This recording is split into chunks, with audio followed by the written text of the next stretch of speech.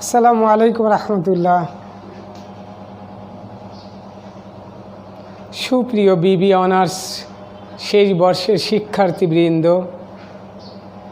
তেজগাঁও মহিলা কলেজ কর্তৃক আয়োজিত অনলাইন ক্লাসে তোমাদেরকে স্বাগত জানাচ্ছি। আমি তবিবর রহমান শেখ, সহকারী অধ্যাপক ও বিভাগীয় প্রধান, হিসাব বিজ্ঞান বিভাগ, তেজগাঁও মহিলা কলেজ, ফার্মগেট, তেজগাঁও, ঢাকা। প্রিয় শিক্ষার্থীবৃন্দ, আশা করি আল্লাহর অশেষ রহমতে তোমরা ভালো আছো। আলহামদুলিল্লাহ, আমিও ভালো আছি। আজ আমি তোমাদের সঙ্গে আলোচনা করব অ্যাডভান্স অ্যাকাউন্ট 2 এর অধ্যায় 11, non profit organisation. Non profit organisation তোমরা এইচএসসিতে করে এসেছো, বাংলায় যাকে বলা হয় অব্যবসায়ী প্রতিষ্ঠান। আর আমরা জানি যে ওই সকল প্রতিষ্ঠানকে অব্যবসায়ী প্রতিষ্ঠান বলা হয় যাদের মূল লক্ষ্য এবং উদ্দেশ্য মুনাফা অর্জন নয়, সেবা প্রদান করা। এ কারণে এরা কোনো পণ্য ক্রয় বিক্রয় করে না, সেবা প্রদান করে থাকে। আর সেবা প্রদানের মাধ্যমে কিছু আয় করে, সে আয় থেকে তারা ব্যয় নির্বাহ করে থাকে। তাহলে আমরা দেখি, আমাদের এটি যেহেতু একটি ম্যাথ রিলেটেড অধ্যায়, সঙ্গত কারণে আমরা ম্যাথের উপর জোর দিব। আর এখান থেকে একটি ম্যাথ সাধারণত প্রতি বছর এই প্রশ্নে এসে থাকে। আজ আমি তোমাদের করাবো তোমাদেরই পাঠ্য বই কমার্স পাবলিকেশনের প্রবলেম 23। তোমরা অঙ্কটা একটু দেখো। প্রবলেম 23।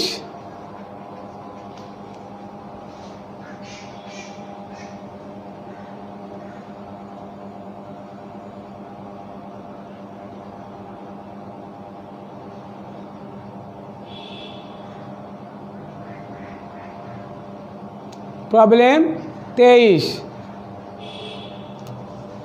এটা তোমাদের পাঠ্য বইয়ে 1183 পৃষ্ঠায় আছে। এই অঙ্কটার আলোকে আমি তোমাদের এই অঙ্কে কি কি করতে হবে তা শেখাবো। অঙ্কটা ইনশাল্লাহ করে দিব। তাহলে আমরা একটু দেখি এই অঙ্কে কি কি করতে হবে। এই অঙ্কের ক্ষেত্রে সর্বপ্রথম তোমাদের ওপেনিং ক্যাপিটাল বা ক্যাপিটাল ফান্ড বের করে নিতে হবে। আর ওপেনিং ক্যাপিটাল বা ক্যাপিটাল ফান্ড বলতে আমরা বুঝি গত বছরের সম্পদ থেকে গত বছরের দায় বাদ যাবে। এখন আমরা দেখব গত বছরে কি কি সম্পদ এই অঙ্কে আছে, আর তার থেকে আমরা গত বছরের যে দায়গুলো পাবো তা বাদ দিয়ে দিব। আমরা টি ছকেও করতে পারি অথবা দুপাশে দিয়েও করতে পারি, কোনো সমস্যা নাই। এটার নাম আছে opening balance sheet. Opening balance sheet বইয়ে সুন্দর করে ছক টেনে দিয়েছে, তোমরা বইয়ের থেকে ছকটা দেখে নিও। আমি জাস্ট অঙ্কটা বোঝানোর জন্য যতটুকু প্রয়োজন ঠিক ততটুকু ছক টানব।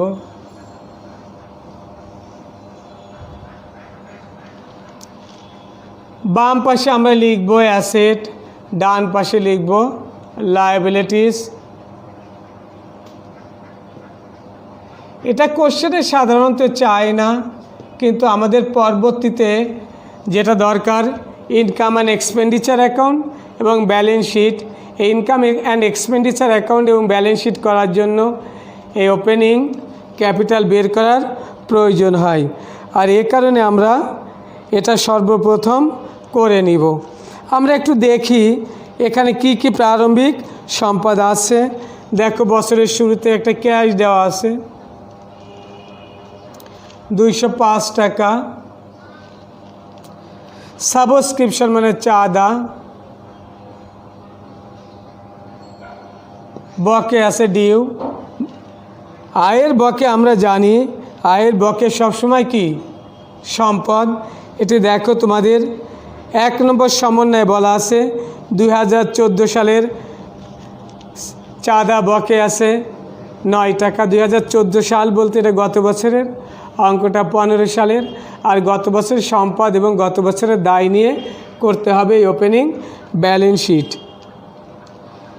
এরপর আসবে দেখো stock of stationery, stock of stationery, stock of stationery অঙ্কে দেওয়া আছে 10 টাকা। বিল্ডিং দেওয়া আছে দেখো, বিল্ডিং 3 নম্বর সমন্বয় বিল্ডিং দেওয়া আছে 2000 টাকা। আর ইনভেস্টমেন্ট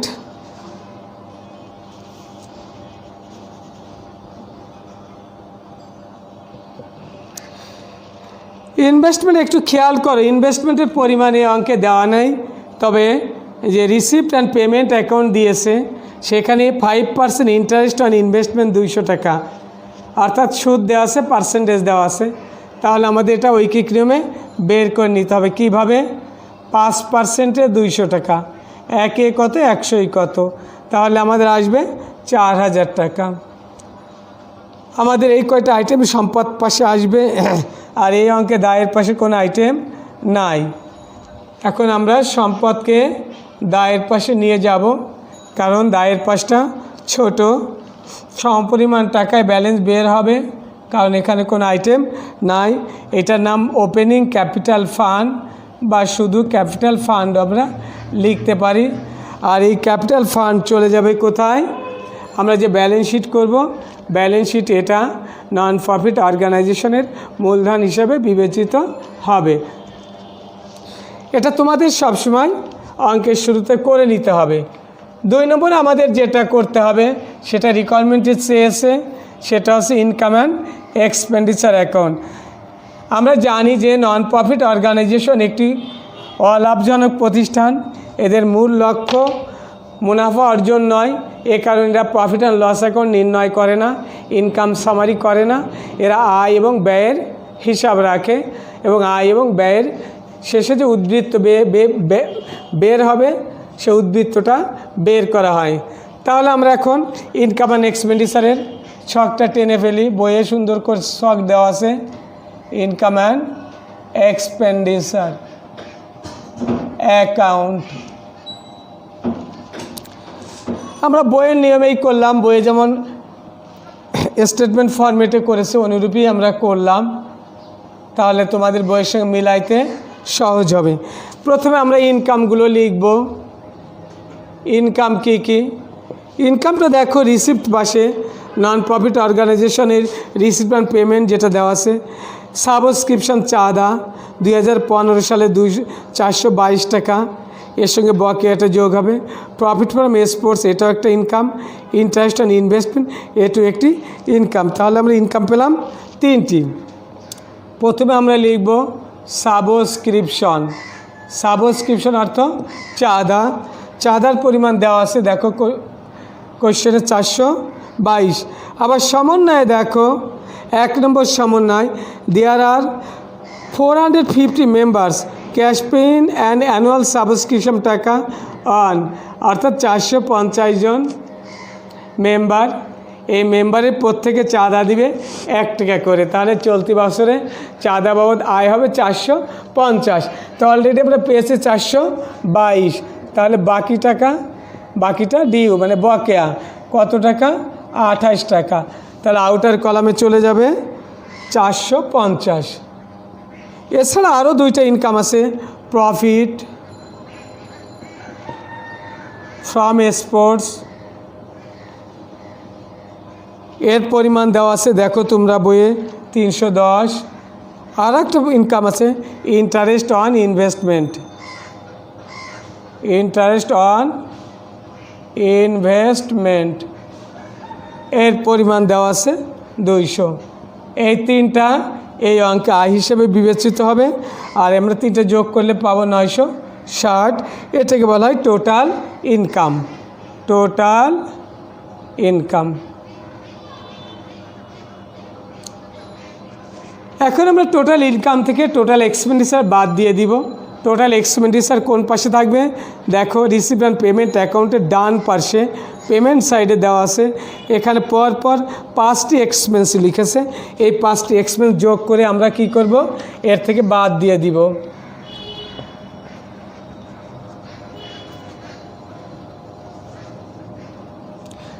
তাহলে আমরা লিখব কি এক্সপেন্ডিচার, লেস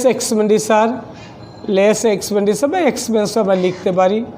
বইয়ে যা লিখেছে আমি তাই লিখে দিলাম। এক্সপেন্ডিচার উপাদানগুলো কি কি আছে একটু দেখো। স্যালারির সঙ্গে কোনো বকেয়া নাই, সরাসরি আউটার কলামে চলে যাবে 416। এরপর দেখো স্টেশনারি মানে মনিহারি পরিমাণ দেওয়া আছে 80। এর সঙ্গে ওপেনিংটা যোগ হবে, বিগিনিং স্টেশনারি যেটা বিগিনিং মানে বছরের শুরুতে যেটা থাকে প্রারম্ভিক স্টেশনারি, বিগিনিং স্টেশনারি পরিমাণ আছে এখানে দেখো কোশ্চেনের শুরুতে বলে দিয়েছে 10 টাকা, এটা যোগ করলে হবে 90। লেস সমাপনী যেটা এন্ডিং স্টেশনারি এটা বাদ যাবে। এর পরিমাণ দেখো 2 নম্বর সমন্বয়ে বলে দিয়েছে 18 টাকা, তাহলে আমাদের আসবে 72 টাকা, আউটার কলামে চলে যাবে। এরপরে দেখো 3 নম্বর আছে রেন্ট। 3 নম্বরে দেওয়া আছে রেন্ট। দেখতে হবে রেন্টের সঙ্গে কোনো সমন্বয় আছে কিনা, নাই 120। আর রেন্টের পরে দেখো উপর থেকে একটু আমরা মুছে নিই, রেন্টের পরের আইটেম আছে টেলিফোন এক্সপেন্সের সঙ্গে কোনো আইটেম যোগ সমন্বয় কিছু নাই, না থাকলে সরাসরি আমরা দ্বিতীয় কলামে বসিয়ে দেবো 20 টাকা। টেলিফোনে পরে আছে সানডে এক্সপেন্সের পরিমাণ দেওয়া আছে 185। তাহলে আমরা খরচ পেয়ে গেলাম।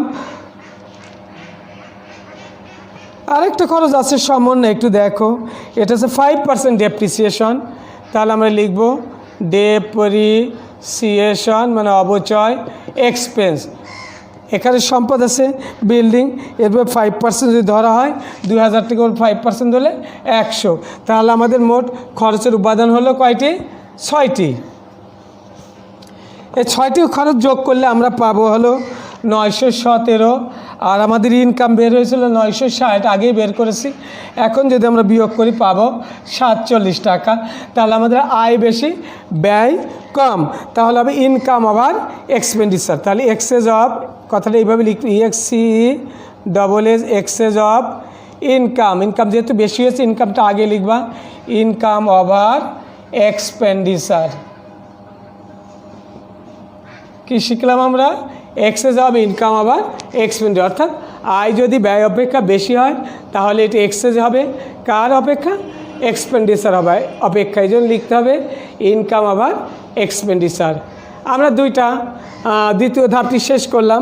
এখন আমাদের করতে হবে ব্যালেন্স শিট তোমরা আগেও শিখে এসেছো, আগে যে ব্যালেন্স শিট করেছে ঠিক অনুরূপ, খুব একটা পার্থক্য নাই। আগের অঙ্কগুলোতে সাবস্ক্রিপশন ছিল না, এখানে সাবস্ক্রিপশনে বকেয়া থাকলে আসবে। তা আমরা একটু লিখে ফেলি ব্যালেন্স শিট। লেখাগুলো তোমরা জানো, আমি ডিটেলস লিখলাম না। ব্যালেন্স শিট টাকার ঘর অনুরূপ আমরা 3টি রাখবো, তাহলে আমাদের করতে সহজ হবে। ব্যালেন্স শিটে প্রথম আমরা অ্যাসেট লিখে ফেলি। অ্যাসেটসগুলো কী কী? অ্যাসেটের মধ্যে প্রথম ক্যাশ আছে আমাদের। দেখো প্রিয় শিক্ষার্থীরা, যে আইটেমের সঙ্গে যোগ বিয়োগ নাই ওগুলো আমরা দ্বিতীয় কলামে বসাবো। ক্যাশ কোনটা আসবে? সমাপনী। দেখো পেমেন্ট পাশে যেটা বছরের শেষে বের হয়েছে 340 ব্যালেন্স নামে আছে, এই ব্যালেন্সটাকে বলা হবে কি? ক্যাশ। তারপরে সাবস্ক্রিপশন ডিউ বা রিসিভেবল। সাবস্ক্রিপশন মানে চাঁদা, ডিউ বা তা আমাদের চাঁদা 28 টাকা বকেয়া ছিল, আর গত বছরে দেখো 9 টাকা থেকে 8 টাকা আদায় হয়েছে। একটু দেখো প্রিয় শিক্ষার্থী, এর একটু কঠিন বিষয়। 2001 নম্বর সমন্বয় 2014 সালে চাঁদার পরিমাণ বকেয়া ছিল 9 টাকা, আবার 2015-তে এসে 8 টাকা আদায় করা হয়েছে। যে চাঁদাটা ছিল 14 সালের চাঁদা, কিন্তু আদায় হয়েছে 15-তে। আদায় হয়নি কয় টাকা? 1 টাকা। ওটা যেহেতু এখনও আদায় হয়নি, যতদিন আদায় না হবে ততদিন এটি চলতি সম্পদ হিসাবে বিবেচিত হবে। এরপর আমাদের স্টক অফ স্টেশনারি এন্ডিং, যেটা স্টক অফ স্টেশনারি যেটা আমাদের এন্ডিং ছিল আমাদের কত? 18 টাকা। আমরা 387 টাকা পেয়ে গেলাম। এটা আমাদের কি টোটাল কারেন্ট অ্যাসেট, সংক্ষেপে লিখলাম টোটাল কারেন্ট অ্যাসেটটা আমরা পেয়ে গেলাম। এরপর আমাদের লং টার্ম অ্যাসেট একটা আছে, ওইটার নাম কি ইনভেস্টমেন্ট। তোমরা যদি এটা ডিটেলস এভাবে না করতে চাও সমস্যা নেই, আমরা এটা মুছে দিলাম। আচ্ছা, এটা আমরা নাও লিখতে পারি, টোটাল কারেন্ট অ্যাসেট নাও লিখতে পারি, এর সঙ্গে ইনভেস্টমেন্টটা যোগ করে আউটার কলমে আমরা একবারই কি দিয়ে দিতে পারি। আবার যদি তোমরা ভাগ ভাগ করে লিখতে চাও current asset, long term asset, fixed asset, তাহলে সেভাবে তোমরা লিখতে পারো। তাহলে আমাদের পরে কী আছে বলো, ইনভেস্টমেন্ট। ইনভেস্টমেন্টের পরিমাণ আমরা বের করেছিলাম, তোমাদের খেয়াল আছে 4000। আর স্থায়ী সম্পদ আছে যেটা, ওটাকে বলা হয় প্রপার্টি, প্ল্যান্ট অ্যান্ড ইকুইপমেন্ট। আমরা হেডলাইন লিখতে পারি। তাই এখানে দেওয়া আছে ল্যান্ড অ্যান্ড বিল্ডিং, শুধু বিল্ডিং দেওয়া আছে, আমরা বিল্ডিংটা লিখি। তোমরা প্রত্যেকটার কোম্পানি যেমন করেছো চাইলে হেডলাইন করে করতে পারো, বই হেডলাইন করে করেছে, আর না করলেও ইনশাল্লাহ কোনো সমস্যা নাই। বিল্ডিং থেকে বাদ যাবে কি আমরা জানি, অ্যাকুমুলেটেড ডেপ্রিসিয়েশন কত টাকা আমরা বের করেছিলাম 100, তাহলে 1900 টোটাল সম্পদ আমরা পেয়ে গেলাম। যোগ করলে পাবো 6287 টাকা। তাহলে আমাদের সম্পদ পাস শেষ হয়ে গেল। এখন আমরা করব দায় এবং ফান্ড। তা আমরা একটু করে ফেলি।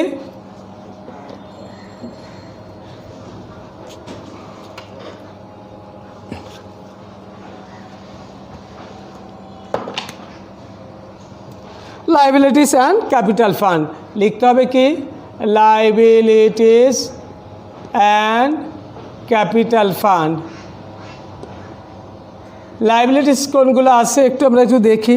লাইবিলিটি দুই প্রকার, একটা কারেন্ট লাইবিলিটিস, একটা লং টার্ম লাইবিলিটিস। এটা আমরা আলাদা নাও করতে পারি, কোনো সমস্যা নাই। আমাদের যে প্রিপেইড সাবস্ক্রিপশান ছিল, আনআর্নড সাবস্ক্রিপশান আমরা লিখি আনআর্নড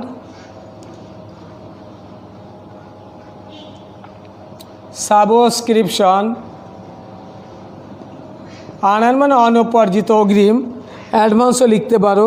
বইয়ে প্রিপেইড লিখেছে, প্রিপেইড ভাষাটা খরচের ক্ষেত্রে ব্যবহার করাই উত্তম, মানে খরচের অগ্রিমের ক্ষেত্রে। তারপরে ক্যাপিটাল ফান্ড আমাদের কত আছে, ক্যাপিটাল ফান্ড এটা আমরা আউটার কলমে একবারই দিয়ে দিতে পারি। ক্যাপিটাল ফান্ড আছে আমাদের 6224। আর যে এক্সেসটা আমাদের বের হয়েছে বইয়েটা সারপ্লাস নামে লিখেছে, আর সারপ্লাসটা সবসময় কী হবে, যোগ হবে। 47 টাকা আমাদের বের হয়েছিল, তাহলে আমাদের আসবে 6271 টাকা, যোগ করলে 6281 টাকা, 87 টাকা। তাহলে প্রিয় শিক্ষার্থীরা, এটা হবে total capital and total liabilities and capital fund. প্রিয় শিক্ষার্থীরা, আমি তোমাদের একটা অঙ্ক পরিপূর্ণভাবে শেষ করে দিলাম। প্রবলেম 23-11-83 পৃষ্ঠায়। আগামী ক্লাসে তোমাদের আরেকটা অঙ্ক ইনশাল্লাহ আমি করাবো, সেটা হচ্ছে তোমাদের প্রবলেম 22। এই 22 নম্বর অঙ্কটা ইনশাল্লাহ আমি করিয়ে দিব। আশা করি তোমরা ক্লাসগুলো মনোযোগ দিয়ে করবে আর নিজেরা একটু ভাষা অধ্যয়ন করবে। আজ এই পর্যন্ত, দেখা হবে ইনশাল্লাহ আগামী ক্লাসে। আসসালামু আলাইকুম রহমতুল্লাহ।